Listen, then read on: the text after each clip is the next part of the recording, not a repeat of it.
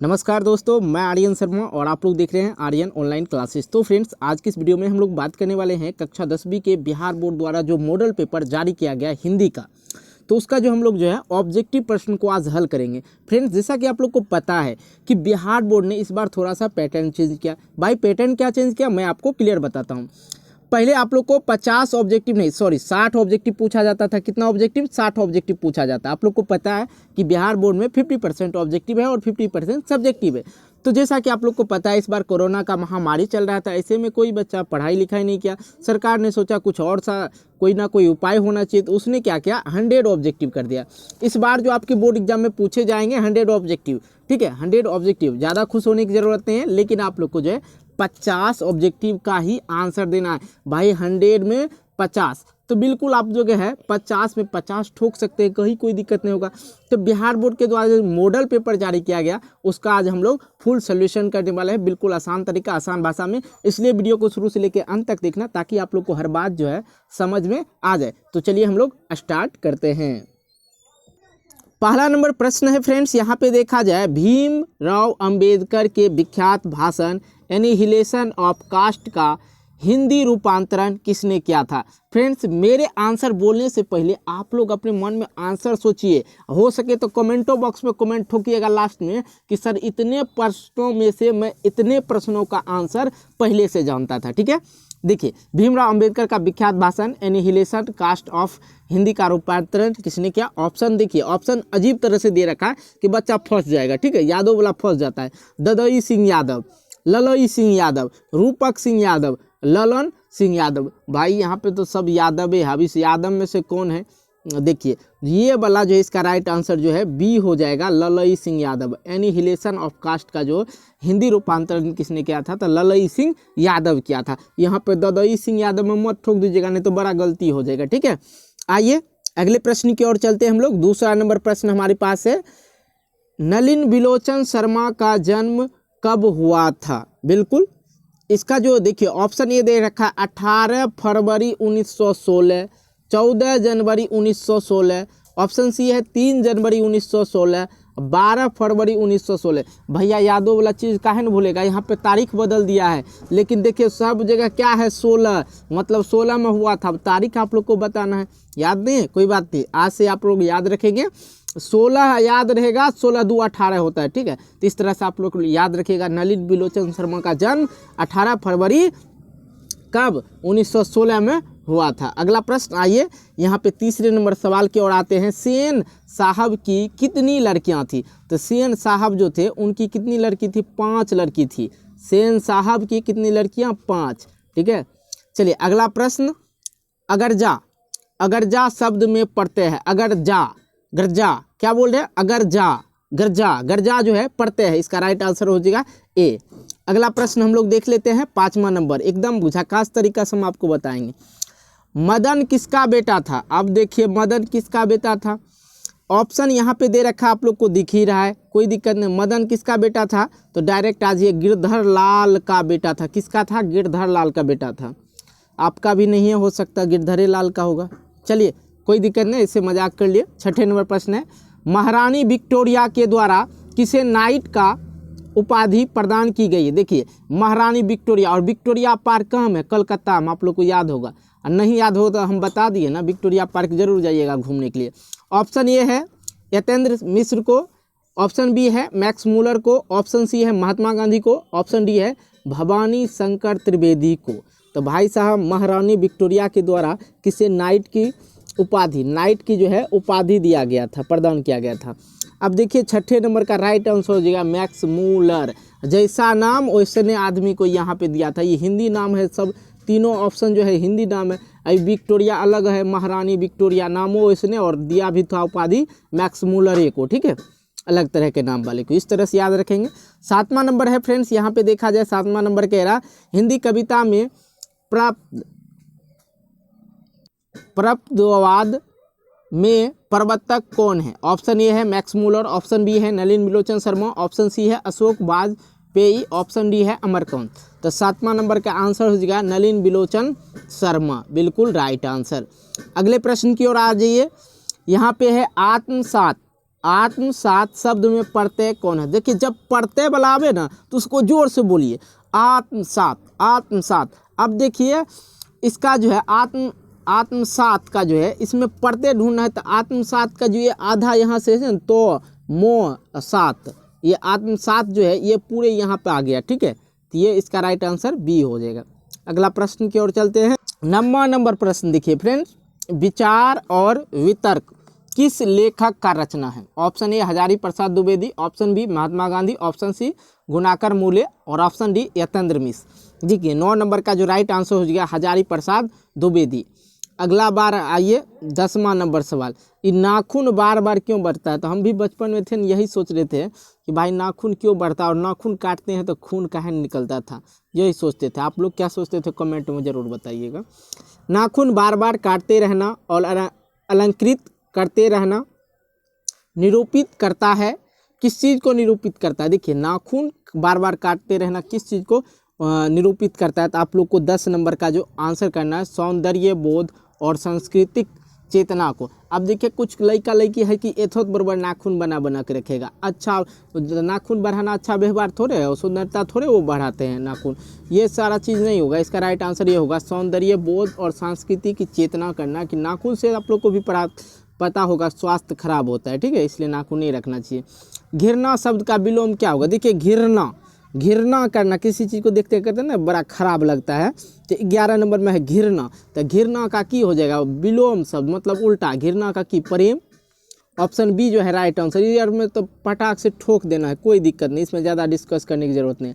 हवा शब्द का लिंग निर्णय करे, तो हवा जो है, हवा बहता है कि बहती है? याद होगा आप लोग को, हवा बहता है कि बहती है? तो हवा बहती है, हवा बहती है, इसका राइट आंसर ए हो जाएगा। इस तरह से आप लोग बना सकते हैं। 13 नंबर में आइए, कुल 4 आदमी हैं, रेखांकित शब्द का पदबंधन है। तो देखिए 13 नंबर जो है यहाँ पे संज्ञा पदबंधन है, ये क्या है? संज्ञा पदबंधन है, इसका राइट आंसर हो जाएगा, ज़्यादा डिस्कस करने की ज़रूरत नहीं है उसमें। आइए 14 नंबर, उसने अपने मित्र का पुस्तकालय खरीदा, उसने अपने मित्र का पुस्तकालय खरीदा वाक्य है, मिश्र वाक्य है, सरल वाक्य है, या संयुक्त वाक्य है, या इनमें से कोई ना? इसका ना हम एक पूरा वीडियो बना चुके हैं, बढ़िया से पूरा डिक्लेयर करके समझाए हैं, नहीं देखें जाके देख लीजिएगा। देखिए 14 नंबर का राइट आंसर हो जाएगा एक सरल वाक्य है, ये साफ सुथरा भाषा में बोल रहा, उसने अपने मित्र का जो है पुस्तकालय खरीद लिया है, तो सरल वाक्य हो गया। मिश्र मतलब होता है कि दोनों तरह के वाक्य को जोड़ के बता रहा है कि ऐसा ऐसा किया, तो मिश्र वाक्य हो गया दोनों तरह का। अब यहाँ पे 15 नंबर में आ जाइए डायरेक्ट। अब नक्षत्र लोक किस लेखक की कृति है?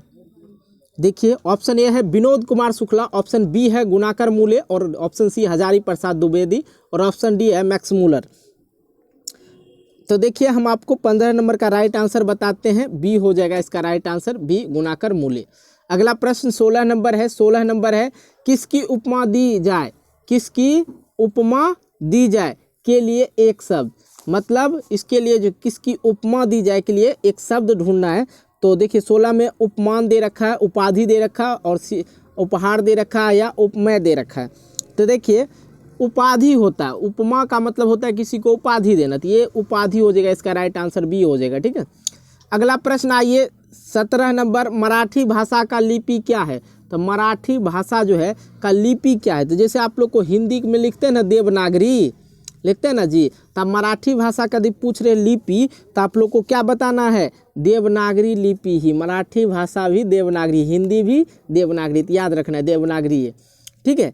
आइए अगला प्रश्न हम लोग देखते हैं 18 नंबर, धारा नगरी का कौन परमार शासक वेदानुरागी थे? देखिए धारा नगरी के कौन परमार शासक वेदानुरागी थे? चलिए ऑप्शन देखते हैं, महेंद्रपाल भोज, महिर भोज, और यहाँ पे है अमोघ वर्ष, ठीक है। चलिए हम यहाँ पे थोड़ा सा आपको इसका राइट आंसर करवाते हैं, इसका राइट आंसर हो जाएगा भोज, बी। अगला प्रश्न 19 नंबर आपके डिस्प्ले पे, महाविद्यालय नामक कहानी संग्रह किनकी रचना है? ऑप्शन ए है महात्मा गांधी, ऑप्शन बी है अमरकांत, और ऑप्शन सी है विनोद कुमार शुक्ला, और ऑप्शन डी है मैक्स मूलर। तो 19 नंबर का जो राइट आंसर हो जाएगा विनोद कुमार शुक्ला, महाविद्यालय नामक कहानी का संग्रह उसी का था। आइए अगला प्रश्न 20 नंबर फ्रेंड्स। 20 नंबर फ्रेंड्स देखिए, बहादुर की माँ गुस्से से पागल क्यों हो गई थी? बहादुर की माँ जो थी गुस्से से पागल क्यों हो गया था? ऑप्शन देखा दे रखा है यहाँ पे, बहादुर ने भैंस को मारा था। ऑप्शन बी दे रखा, अजीब सा ऑप्शन भी दे रखा है, ठीक है। बहादुर ने कुत्ते को मारा था। ऑप्शन सी दे रखा, बहादुर ने बिल्ली को मारा था। बहादुर माँ का काम नहीं करता था। अब बहादुर की माँ बड़ा गुस्सा से पागल हो गई थी, क्या बात था? तो 20 नंबर का राइट आंसर हो गया, उसने भैंस को मारा था। कौन? ये बहादुर जो लड़का था। अगला प्रश्न आइए हम लोग 21 नंबर का करते हैं। किसने सोवियत संघ पर आक्रमण किया? सोवियत संघ पर आक्रमण किया, ठीक है, लड़ाई के लिए। तो वो कौन थे? एक ही को थे, हिटलर, लड़ाई करने के लिए। अगला प्रश्न 22 नंबर, यदि मनुष्य परिस्थितियों का नियामक नहीं है तो परिस्थितियां भी मनुष्य का नियामक रहेगा? नहीं रहेगा जी। 22 नंबर का जो है देखिए, यदि मनुष्य परिस्थितियों का नियामक नहीं है तो परिस्थितियां भी मनुष्य का नियामक नहीं है। इसका राइट आंसर यही होगा। शब्द बन गया पूरे यहाँ से यहाँ तक। आइए यहाँ पे आते हैं हम लोग 23 नंबर, गुदरी का लाल मुहावरे का अर्थ क्या होता है? देखिए ऑप्शन ए अजीब है, लाल रंग का गुदरी। ऑप्शन बी है गरीब के घर में गुणवान का उत्पन्न। और ऑप्शन सी है गुदरी में बालक का सुलाना। और ऑप्शन डी है लाल गुदरी बनाना। तो आप बताइए भैया कौन सा होगा?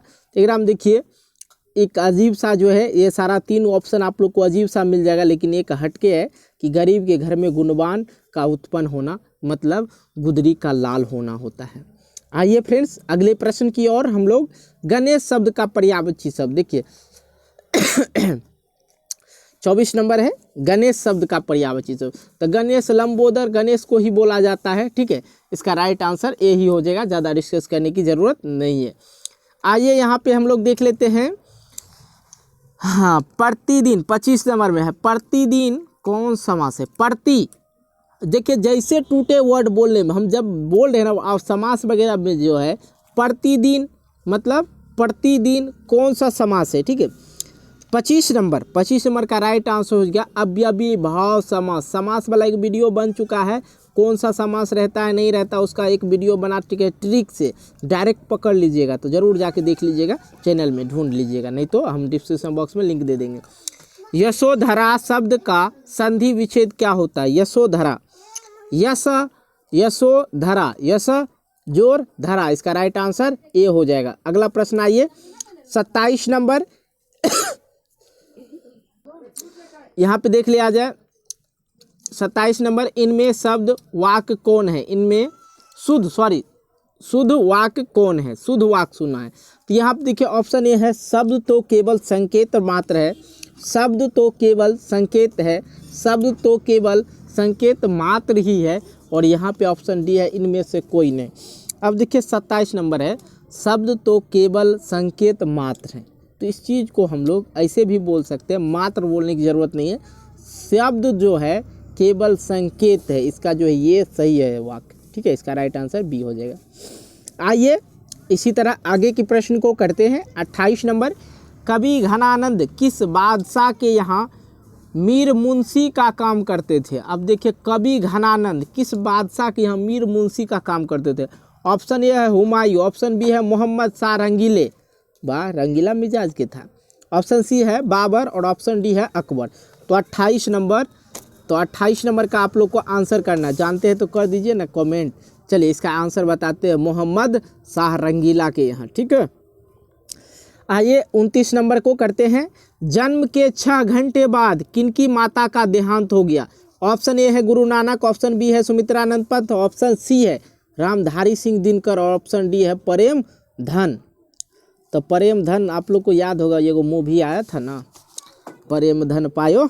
चलिए 29 नंबर का आंसर हो जाएगा, सुमित्रानंद पंत जो थे उनकी माँ का जो है देहांत 6 घंटे बाद हो गया था, ऑप्शन बी। आइए अगले प्रश्न की ओर चलते हैं। फावरे और हल राजदंड बनाने को यह पंक्ति किसकी है? फावरे और हल राजदंड बनाने की यह पंक्ति किसकी है। तो ये पंक्ति वाला ना बहुत सारे बच्चे कन्फ्यूजन हो जाते हैं। जो बच्चे किताब पढ़े होंगे वही ना आंसर करेंगे इसका चीज, जो नहीं पढ़ते होंगे नहीं करेंगे। ये प्रश्न का आंसर हो जाएगा जनतंत्र का जन्म। ठीक है, चलिए अगला प्रश्न देखते हैं 31 नंबर। यहाँ पे है 31 नंबर में है, एक वृक्ष की हत्या कविता किनकी रचना है। ऑप्शन ए है रस खान, ऑप्शन बी है आयेग्य और ऑप्शन सी है कुंवर नारायण, ऑप्शन डी है जीवानंद दास। तो चलिए 31 नंबर का राइट आंसर करते हैं कुंवर नारायण। एक वृक्ष की हत्या की रचनाकार कौन है, कुंवर नारायण। अगला प्रश्न 32 नंबर, वीरेन डंगवाल का पहला कविता संग्रह है। वीरेन डंगवाल का पहला कविता संग्रह है। तो 32 नंबर का जो राइट आंसर हो जाएगा ये हो जाएगा दुष्ट चक्र का सृष्टा। अगला प्रश्न आइए 33 नंबर। 33 नंबर है यहाँ पे, प्राकृतिक सौंदर्य की कविता के लिए विख्यात कवि है। प्राकृतिक सौंदर्य के कविता के लिए विख्यात कवि है। Option A Ramdhari Singh Dinkar, option B Sumitranand Pant, option C Guru Nanak और ऑप्शन डी प्रेमधन। चलिए 33 नंबर, 33 नंबर का right answer B Sumitranand Pant. अगला प्रश्न आइए 34 नंबर, किस कवि ने वर्णाश्रम व्यवस्था और कर्मकांड का विरोध करके निर्गुण ब्रह्म की भक्ति का प्रचार किया था। ऑप्शन ए है घनानंद और ऑप्शन बी है प्रेमधन और ऑप्शन सी है कुंवर नारायण, ऑप्शन डी है गुरु नानक। तो 34 नंबर का राइट आंसर हो जाएगा गुरु नानक ने। आइए अगला प्रश्न हम लोग देखते हैं 35 नंबर। 35 नंबर है, 35 नंबर यहाँ पे दे रखा है, नगर संवेदना के कवि थे। तो नगर संवेदना के कवि थे, आप लोग को याद होगा, इसका आंसर हो जाएगा ए। अगले प्रश्न की ओर आइए 36 नंबर। 36 नंबर है, 36 नंबर है, दुर्दात मानवीय विभीषिका का चित्रण करने वाली कविता है। दुर्दात मानवीय विभीषिका का चित्रण करने वाली कविता है। ऑप्शन ए है हिरोशिमा, ऑप्शन बी है स्वदेशी, ऑप्शन सी है भारत माता और ऑप्शन डी है जनतंत्र का जन। आइए 36 नंबर का आंसर देख लेते हैं। इसका राइट आंसर हो जाएगा हिरोशिमा। अगले प्रश्न की ओर आते हैं हम लोग 37 नंबर। करा गुरु नानक के पद हैं, राम भक्तिमय गीत, ऑप्शन बी प्रेम एवं भक्ति का मधुर गीत, ऑप्शन सी सूफी गीत, ऑप्शन डी कृष्ण भक्तिमय गीत। तो 37 नंबर का राइट आंसर हो जाएगा ए। अगले प्रश्न की ओर आते हैं 38 नंबर। करा रस खान द्वारा कृष्ण लीला का गान किया गया है। तो ऑप्शन ए है पदों में, ऑप्शन बी है घनाक्षरी में और ऑप्शन सी है दोहों में और ऑप्शन डी है सबैयों में। तो आइए 38 नंबर का आंसर देख लेते हैं। इसका राइट आंसर हो जाएगा सबैयों में डी। अगले प्रश्न की ओर आते हैं जो कि दे रखा है यहाँ पे 39 नंबर। कवि प्रेमधन द्वारा अधिकांश काव्य रचना किस भाषा में की गई है। 39 नंबर का जो है ऑप्शन ए है संस्कृत और ऑप्शन बी है ब्रज भाषा और अवधी और ऑप्शन सी है हिंदी और ऑप्शन डी है उड़िया। इसका राइट आंसर हो जाएगा बी। आइए अगले प्रश्न की ओर चलते हैं 40 नंबर। 40 नंबर है, स्वर्ण किरण किस कवि की रचना है। तो 40 नंबर का राइट आंसर हो गया कुंवर नारायण, ए ऑप्शन राइट हो जाएगा। आइए 41 नंबर, आत्मजयी नामक प्रबंध काव्य किस कवि के द्वारा लिखा गया है। तो ऑप्शन ए जो है गुरु नानक, ऑप्शन बी है वीरेन डंगवाल और ऑप्शन सी है कुंवर नारायण और ऑप्शन डी है प्रेमधन। तो 41 नंबर का राइट आंसर सी कुंवर नारायण। आइए अगले प्रश्न की ओर चलते हैं हम लोग। अगला प्रश्न है 42 नंबर। आधुनिक साहित्य में एक प्रमुख प्रतिभा थे। तो ऑप्शन ए है शाही वात्स्यायन आयेग और इसका पूरा नाम आप लोग देख लेंगे, ठीक है, इसका पूरा नाम भी पूछा जाता है। तो बी ऑप्शन रहीम और ऑप्शन सी कबीर और ऑप्शन डी सुमित्रानंद पंत। देखिए 42 नंबर का राइट आंसर यही हो जाएगा। 43 नंबर प्रश्न देखिए। 43 नंबर है, किसने जिंदगी में पहली बार अस्पताल का विरोध नहीं किया। किसने जिंदगी में पहली बार अस्पताल का विरोध नहीं किया। तो 43 नंबर का ऑप्शन ए दे रखा है मंगो, ऑप्शन बी कुसुम, ऑप्शन सी मेट्रान और ऑप्शन डी माँ। इसका राइट आंसर हो जाएगा मंगो। अगले प्रश्न 44 नंबर। 44 नंबर बहुत इंपॉर्टेंट है। माँ रात में कितने बजे हॉस्पिटल से लौट कर आई।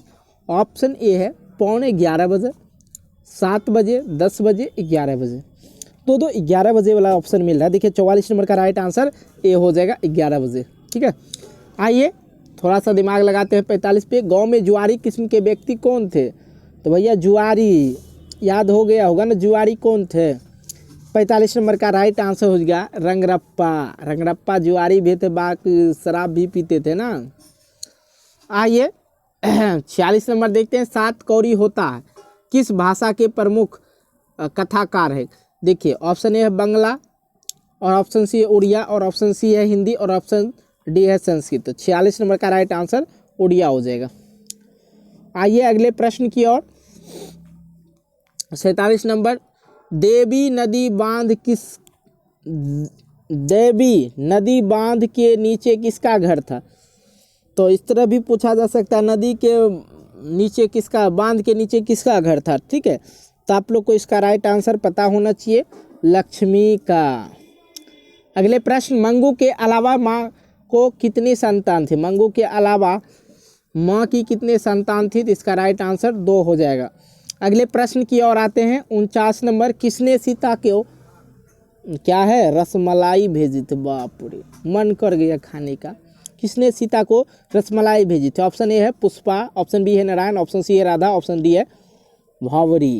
अरे वाह भावरी, तो ये इसका राधा राइट आंसर हो जाएगा राधा। सीता को कौन भेजा? राधा।